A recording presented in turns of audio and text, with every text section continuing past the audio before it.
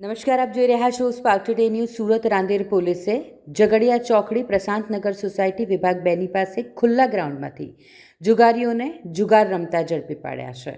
જુગાર રમતા તમામ ઇસમોને ઝડપી પાડી તેમના વિરુદ્ધ કાયદેસરની કાર્યવાહી કરવામાં આવી છે. 6 જેટલા ઇસમો જુગાર રમતા ઝડપાયા છે.